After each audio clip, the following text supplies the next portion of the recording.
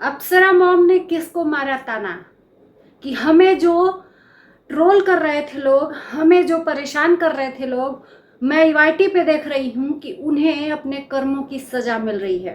क्या कर्मों की सजा देने का ठेका ले रखा है अप्सरा मॉम ने, और जूली आंटी को मिल रही है अपने ही कर्मों की सजा। तो नमस्कार, स्वागत है आप सभी लोगों का इस वीडियो में। आप लोग बताइए कि अप्सरा मॉम किसको ताना मार रही थी? क्या वो ताना जूली आंटी पर था या कोई और? बात करते हैं जूली आंटी का। इनके बारे में जैसे ये वीडियो डाल रही हैं अपने बेटे और अपने बेटे की होने वाली पत्नी के बारे में, वैसे इनसे जुड़े सच्चाई का पर्दाफाश हो रहा है। एक वीडियो मैंने इसके पहले डाला था जिसमें मैंने बोला था कि एक लड़की को, बिन ब्याही लड़की को ये बदनाम करने पे तुली हुई हैं, लगातार उसको बदनाम कर रही हैं। अगर ये बदनाम कर रही हैं, इनका अगर मन नहीं है अपने बेटे से शादी करवाने का, बदनाम करने का यही रीज़न है कि एक कुंवारी लड़की है, इनके बेटे के साथ रात दिन एक ही साथ रह रही है, तो सोचो पति पत्नी से बढ़कर है ये रिश्ता। एक लड़की कुंवारी और एक लड़का कुंवारा एक साथ रह रहे हैं, कंटेंट बना रहे हैं, और उस लड़की से इनका बेटा प्यार करता है, बेइंतहा प्यार करता है। तो इनको लगता है कि इनका बेटा उस लड़की ने छीन लिया है ना। इनका बेटा इनके हिसाब से नहीं चल रहा है, तो ये लगातार उस लड़की को, उस लड़की के घर वालों को बदनाम कर रही हैं। मान लो खुदा न खास्ता ये कल के डेट में इनका मन अभी से बदला हुआ है, अगर इनका बस चले तो ये उस लड़की से अपने बेटे की शादी नहीं करवाएंगी, जिस तरीके से उस लड़की की बदनामी करवा रही हैं। उसकी बदनामी करवा रही हैं, और कल के डेट में इनका लड़का भी उसको छोड़ दे तो क्या वो शादी करने लायक रहेगी? पूरी दुनिया में मैं देख रही हूं कि सबसे अच्छी जूली आंटी अपने आप को ठहरा रही हैं, क्योंकि ये अभी ससुराल में है। और सॉरी, मुझे पता नहीं था, मुझे लगा कि इनका घर पटना में है, पर कुछ लोगों ने क्लियर किया कि इनका घर धनबाद में है। तो थैंक यू आप लोगों को दिल से कि आप लोगों ने कमेंट में ये बात बताई कि इनका घर धनबाद में है, सिटी में। तो धनबाद में इनके बेटा रहते हैं, और ये अभी बेटे से झगड़ा करके शायद ये ससुराल गई हैं रहने के लिए, अपने पति का हेल्प कर रही हैं। कहने को तो ये सास ससुर का हेल्प करने गई हैं, सेवा करने गई हैं, लेकिन ये अपने पति का हेल्प करने गई हैं। इनका पति वहीं पर बैठकर घर बनवा रहे हैं, दुकान निकलवा रहे हैं गांव के सड़क पे, जो गांव के बाहर सड़क जाती है मेन रोड पे, उस सड़क पे ही ये घर बनवा रहे हैं, किराए का दुकान निकलवा रहे हैं।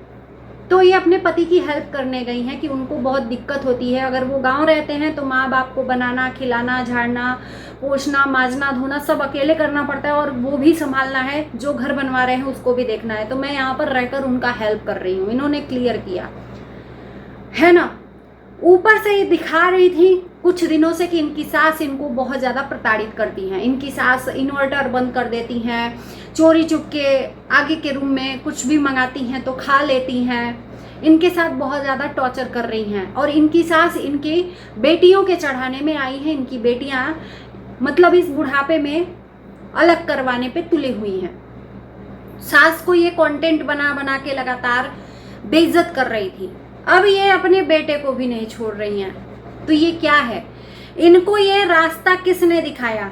ये कहीं इंस्पायर होकर अप्सरा मॉम से ऐसा तो नहीं कर रही, क्योंकि उस फैमिली में भी ऐसा ही कुछ है, अपने ही लोगों को बेइज्जत करो और डॉलर कमाओ। तो कुछ ऐसा ही इन्होंने सबक सीखा है अप्सरा मॉम और उनकी फैमिली से, कि अपने ही लोगों को बेदीन करो और उसके बाद से डॉलर कमाओ। तो फेसबुक पे इनका वीडियो चल रहा है, और ये अब सास को छोड़कर अपने बेटा को और बेटा के होने वाली वाइफ को बदनाम कर रही हैं। किसी ने मुझे कमेंट किया, मुझे याद नहीं है, मैंने थंबनेल में वो कमेंट लगाया है, यहाँ भी लगा दूंगी, कि ये लास्ट टाइम माही को बहुत ज़्यादा परेशान की थी, टॉर्चर की थी, और रोते रोते माही अपने घर गई थी जब, तो इनको डायन तक बोली थी। अब ये बात कितनी सत्य है मुझे नहीं पता, कमेंट में ये बात लिखी है कि जो स्वेगी सिंह राजपूत जिस लड़की के साथ हैं, माही के साथ, उसने इनको डायन तक बोल दिया था।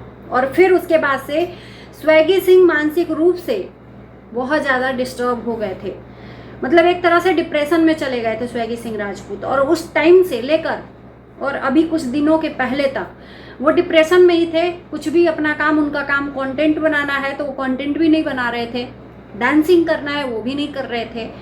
लेकिन अब कुछ दिनों से, हफ्ता दिन हो गया, शायद सोमवार चढ़ते ही उन्होंने माही को रिक्वेस्ट करके अपने पास बुलाया, और शायद धनबाद में स्वैगी सिंह राजपूत नहीं रह रहे हैं, माही को लेके कहीं और शिफ्ट हुए हैं, जिस बात से जूली आंटी को बहुत ज़्यादा बुरा लगा है। और ये लगातार रील बना बना के किसी और की माँ का नाम लेकर ये निशाना अपने बेटे पे साध रही हैं कि ये माँ दुखी है तो फलाना दुखी है, उसका बेटा ऐसे किया तो वो माँ बहुत रो रही थी, खून के आंसू रो रही थी। इन्होंने एक थंबनेल लगाया है कि कर्मा लौट कर आता है, मैं कभी किसी का बकाया नहीं रखती हूँ, सूद समेत लौटाती हूँ।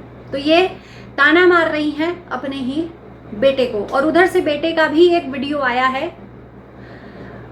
शॉर्ट में कि ये आंसू, शायद ऐसा ही कुछ लफ्ज था कि ये आंसू ऐसे ही नहीं गिर रहे हैं,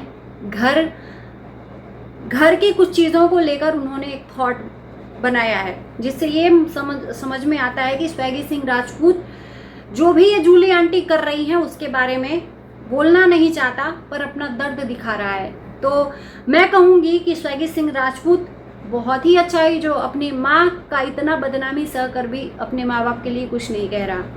शायद अंदर ही अंदर टूट रहा होगा, शायद ये माँ बाप को अपने बेटे की खुशियाँ नहीं दिखती। ये माँ बाप एक तरह से ये सोच रहे हैं कि इनके हिसाब से इनका बेटा चले, लेकिन ये माँ बाप ये नहीं सोच रहे हैं कि इनके बेटे की खुशी कहाँ है। आजकल का ज़माना जो बदल गया है, अब इनको लगता है कि इनका बेटा बदल गया है। जो बेटा कल तक कहता था कि माँ तेरे आंसू मैं बर्दाश्त नहीं करूँगा, वो आज रोता हुआ देख रहा है। जितना थॉट है सारा थॉट यूज कर रही हैं जूली आंटी अपने बेटे पे। बाकी इनको तकलीफ बहुत है अपने बेटे से जुदा होने की, क्योंकि एक लड़की इनके बेटे को इनसे छीन ली है। माही से इनको नफरत है। अगर इनका बस चले तो ये माही और स्वैगी को अलग कर दें।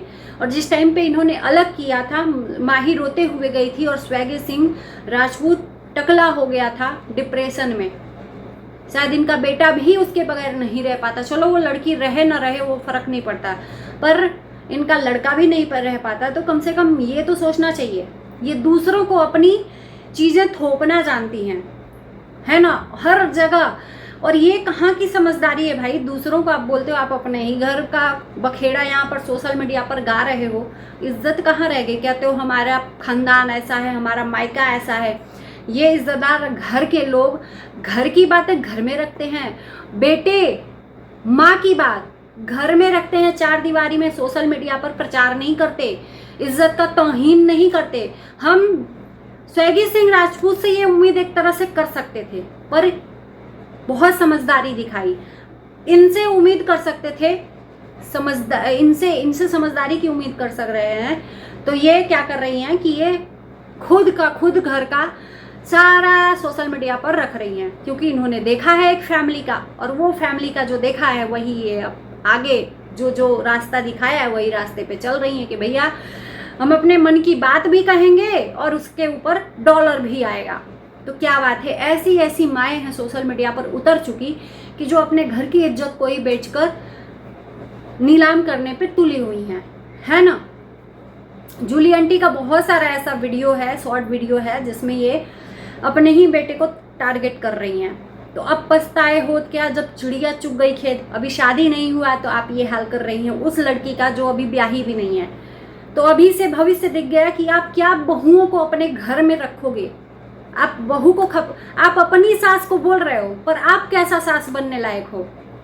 आपकी सास में तो अभी बहुत जमीन आसमान का फर्क है। मुझे लगता है कि एक रत्ती भर भी आपका और आपकी बहू का पटेगा नहीं, क्योंकि जिस तरह से आप अपनी बहू, होने वाली बहू का तौहीन कर रहे हो, वो भी सोशल मीडिया पर। घर की बात घर में रहती तो चलो ठीक है, और ये हर घर में है, माँ बेटे में लड़ाई होता है हर घर में। तो क्या ऑन कैमरा लाना चाहिए इसको? और लाना चाहिए तो फिर चार लोग आपको नसीहत दे रहे हैं तो उस चीज़ से बुरा भी नहीं लगना चाहिए। सिंपल सी बात है ना। वहीं पर लोहा गर्म था, अप्सरा मोम ने हथौड़ा मार दिया। अब उन्होंने एक क्लिप में बोला है कि कर्मा लौट कर आता है। यहीं पर हमने देखा है बहुत सारे लोगों को जो हमारे पीछे पड़े थे उनके साथ भी गलत हो रहा है। किसके लिए था? और किसी के लिए, और किसी का तो गलत नहीं हो रहा है भाई। एक गलत किसका हो रहा है? जूली आंटी का हो रहा है। और ये हंसाने पे तुली हैं, ये जानबूझकर अपनी चीज़ों को दिखा रही हैं, तो लोग हंसेंगे ही हंसेंगे। और अप्सरा मॉम का क्या कहें, ये अपने आप को भस्मासुर समझती हैं। ये जिनको श्राप दे देती है ना, सच में उसका कर्मा लौट कर आता है। और इनका कर्मा कभी लौट कर नहीं आता, क्योंकि इन्होंने सबके साथ भलाई की है। यहाँ तक कि भलाई करके और रोज गुणगान भी गाती हैं कि मैंने फलाने का किया, हमारे खानदान में ये फलाने का किया, वो फलाने का किया, अपनी ननद की शादी की, अपने देवर की शादी की। मतलब इनके उपकार बहुत हैं इनके खानदान में। अगर इनका पैर भी धो धो के लोग पिए तो भी कम है। तो ये उपकार जता देती हैं, किसी के ऊपर उपकार करके उस एहसान का पुल बना देती हैं। उस एहसानों तले तुम लदे रहो। और बद्दुआ और कर्मा सिर्फ इन्होंने ही ठेका ले रखा है देने का और कर्मा दिखाने का। और इनका जो कर्मा आगे आ रहा है, इन्हीं के बेटे और बहू, इन्हीं के सुपुत्र जो इनके साथ कर रहे हैं, अपना कर्मा नहीं देख रहे हैं कि इनका कर्मा कौन सा था, इन्होंने कौन सा कर्म किया था अपने सास ससुर के साथ या अपनों के साथ, कि इनके बेटे बहू इनके साथ कर रहे हैं। तो कर्मा अपने अंदर भी झांक कर देखना चाहिए दूसरों को दिखाने से पहले। कर्मा सिर्फ भगवान एक ही के लिए नहीं और अनेकों के लिए नहीं, पूरी दुनिया के लिए कर्मा बनाया है। और एकलौता अप्सरा मॉम के लिए कर्मा तो बनाया ही नहीं है। तो भी रो रही हैं रात दिन, अपना ही खुद बोल रही हैं कि सुकून नहीं है घर में। तमाशा बनाकर रख दिया है वाइटी को। तो चलिए इन्हीं शब्दों के साथ इस वीडियो को करते हैं पर एंड। कमेंट करना ना भूलना। वीडियो अच्छी लगे तो सब्सक्राइब भी कर देना। Bye bye.